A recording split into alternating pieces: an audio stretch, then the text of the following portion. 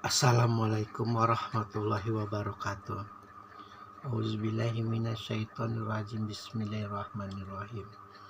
Innahu zanna alayyahur.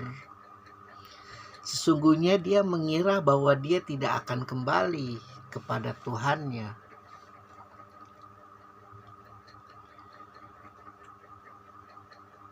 Ada dua ciri-ciri bagi orang kafir yang benar-benar memusuhi Islam, yang benar-benar ingin berniat mencelakakan umat Muhammad, umat Rasulullah, bahwa sesungguhnya dia dahulu di dunia bergembira di kalangan keluarga yang sama-sama kafir, dan dia juga sesungguhnya mengira bahwa dia tidak akan kembali kepada Tuhannya.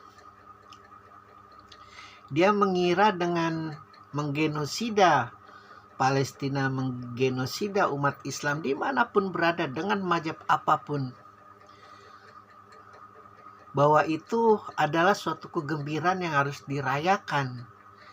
Dan Tuhannya Muhammad itu adalah Tuhan yang tidak akan pernah akan membuat dia terhukum nanti kelak di akhirat. Dia memiliki Tuhannya sendiri.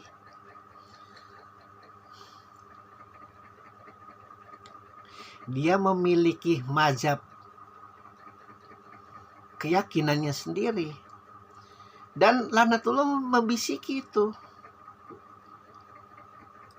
Jalimi umat Rasulullah, jalimi umat tauhid, jalimi umat Muhammad. Jangan sampai mereka, istilahnya ya, jangan sampai mereka memiliki kekuatan, karena ketika mereka memiliki kekuatan nanti kau akan dijalimi. Pun begitu juga ketika umat Rasulullah mendapat kekuatan, ketika umat Rasulullah mendapat kehormatan, kemuliaan, itu laknatullah juga membisiki hal semacam itu. Jangan sampai orang kafir itu memiliki kekuatan, nanti engkau akan terjalimi. Nanti umatmu akan menderita. Terus begitu. Lingkaran setan. Salah satu obatnya adalah dengan cara membuka diri, dengan cara berkomunikasi tanpa embel-embel untuk saling menghantam, tanpa embel-embel untuk merebut, menguasai. Niat tulusnya adalah saling melengkapi. Pun begitu jika dalam suatu negeri itu kan saling melengkapi. Negeri apa ini yang tidak dimiliki, tetapi dimiliki oleh negeri lain. Lalu timbullah perdagangan ekspor dan impor.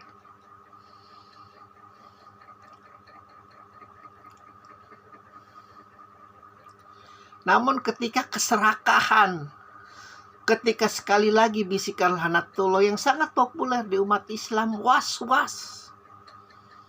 Was-was merasa tidak cukup, was-was merasa tidak,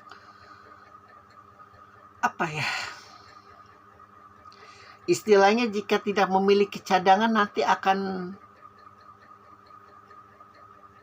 padahal cadangannya sendiri tidak dipergunakan sampai kapanpun.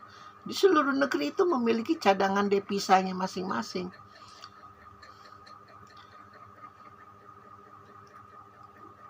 Namun ada cadangan strategis ketika negeri itu mengalami bencana, ketika negeri itu mengalami sesuatu riot, kerusuhan, atau apapun itu bentuknya, cadangan devisa itu nanti yang insya Allah akan menutupi. Namun pada dasarnya itu tidak akan pernah dipergunakan cadangan-cadangan itu yang jumlahnya luar biasa, yang kalau dikelola dengan baik. Gak usah jauh-jauh dana haji itu. Sampai triliunan. Malaysia dengan ekonomi Islam yang sudah sangat modern itu luar biasa dalam mengelola dana haji. Di kita ini mappingnya sangat kuat. Dana haji, dananya diendapkan dari ratusan juta umat Muhammad yang sudah setor haji, yang sampai detik ini karena corona tidak bisa naik haji. Itu kalau dibungakan luar biasa itu. Di dalam bank konvensional maupun bank pemerintah.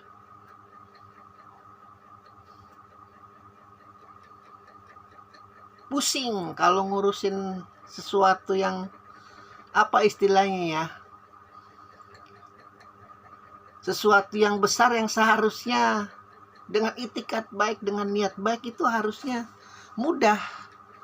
Kepusingan itu karena yang mengelolanya itu yang berniat untuk mengentit, berniat untuk mencuri, berniat untuk menggelapkan. Umat Rasulullah itu tidak bisa barat hantam dengan ribanya, tidak bisa barat hantam dengan produk-produk logikanya yang luar biasa, karena memiliki kekuatan solidaritas yang tinggi, apalagi kalau sudah mengenai haji. Namun lihat betapa jalimnya umat Rasulullah sendiri. Investasi bodong, investasi haji yang bodong juga, umroh yang bodong. Dan tidak bisa dipungkiri itu semua akibat dari perang globalisasi, produk-produk dunia barat yang menghantam ekonomi Islam. Yang mau tidak mau. Karena globalisasi itu sudah mereka pegang kuncinya. Menggelapkan remaja-remaja kita, menggelapkan kaum muda kita ke dalam dunia yang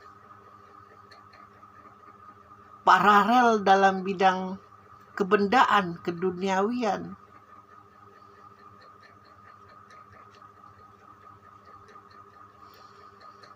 Ini lebih jahat sebenarnya daripada perang Zionis itu yang luar biasa kemarin 11 hari antara Hamas dan Israel. Perang dagang ini memang tidak memakan, istilah kasar, tidak memakan nyawa, tapi memakan mental. Dan luar biasa kita dininabobokan oleh lanatullah dengan janji surganya Allah, dengan sabar, dengan tawakal, dengan wara, dengan juhud. Nanti ketika benar-benar tertindas, ketika benar-benar tidak memiliki apa-apa, lalu tuh akhir katanya akan ada jihad. Dan ketika sudah kata jihad itu luar biasa artinya. Apalagi di tangan orang-orang yang mabuk agama, ISIS, Taliban, ekstremis umat Islam.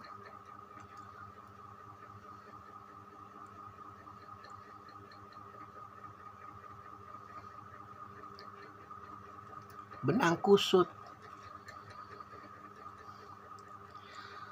Tapi mau tidak mau harus dipikirkan karena kita punya akal, itulah gunanya. Agar tidak mudah terbawa arus ke dalam lanatullah, agar tidak mudah terbawa arus ke dalam iblis yang akan membawa kepada jahanam. Sekali lagi, kafir itu ada dua. Ini bukan kafir